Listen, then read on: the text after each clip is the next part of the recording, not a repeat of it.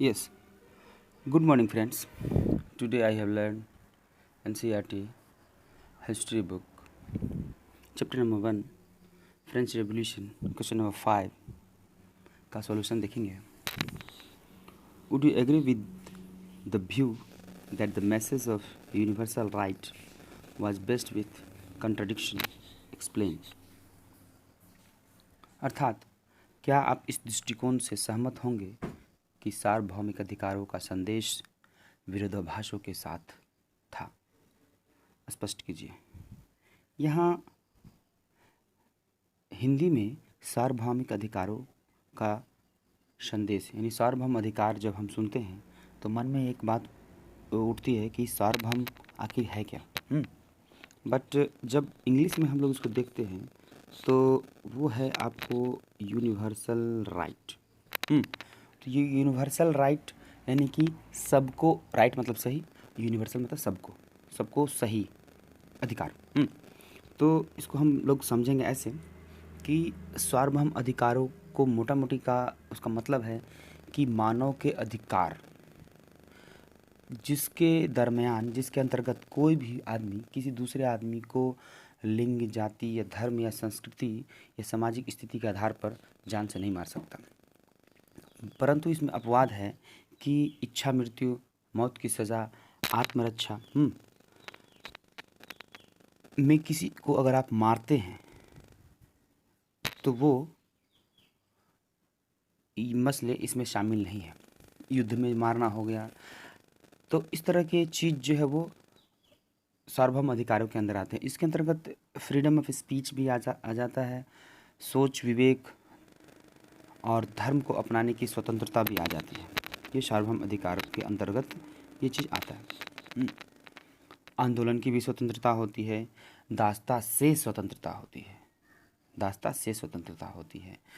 ये चीज़ जो थी आपको संयुक्त राष्ट्र संघ ने इसकी घोषणा 10 दिसंबर 1948 को की थी. चलिए, अब तो सार्वभौम अधिकारों से हम लोग वाकिफ़ हो गए कि सार्वभौम यानी यूनिवर्सल राइट और सार्वभौम अधिकारों का क्या मतलब होता है.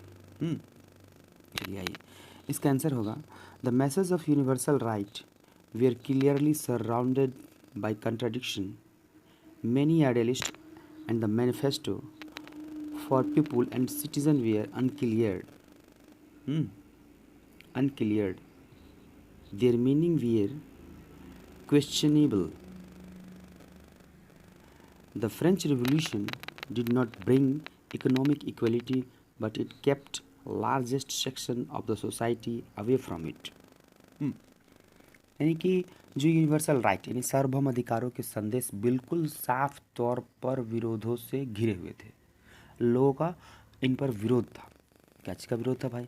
बहुत सारे आदर्श लोग, व्यक्ति और नागरिकों के अधिकारों के घोषणा पत्र क्लियर नहीं थे. वो क्वेश्चनेबल थे, वे क्वेश्चनेबल थे. उनके अर्थ जो है वो संदिग्ध थे. अब अर्थ संदिग्ध थे का बहुत सारा मतलब हो जाता है. यहाँ पर शुद्धिकरण, हिटलर ने एक शब्द लिखा था शुद्धिकरण, जिसे विश्व के पटल पर दिया गया शुद्धिकरण, लेकिन लोगों का शुद्धिकरण न करके उस गैस चैम्बर में बंद करके उसको मार दिया जाता था. तो ये शुद्धिकरण यानी कि उनके अर्थ संदिग्ध थे. देन आफ्टर फ्रांसीसी क्रांति आर्थिक समानता नहीं लाए. व्यक्ति और नागरिकों का घोषणा पत्र में समानता पर जोर दिया गया, बट समाज का बहुत बड़ा तबका, but the largest section of the society away from it. लेकिन समाज का बहुत बड़ा तबका इससे काफ़ी दूर था. लेकिन the right to vote did not solve the problem of the poor. Women did not vote and vote